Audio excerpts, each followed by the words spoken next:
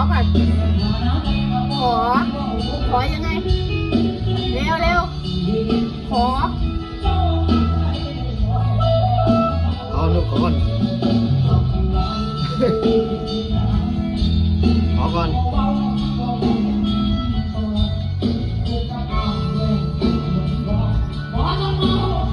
ขอก่อนขอ ขอก่อน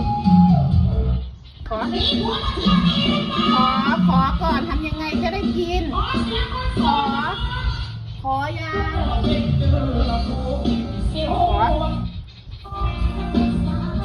ขอลูกขอก่อนลูกขอก่อน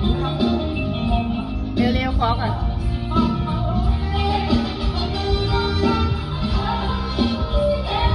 ไม่น่ารักแล้ว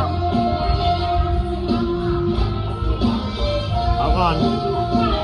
ต้องอบรมใหม่แล้วนะน้องๆต้องอบรมใหม่แล้วมันกินเถอะกินได้เลยอบ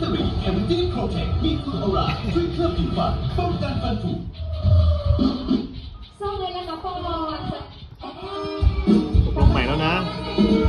เอาละมันกินเถอะกินไป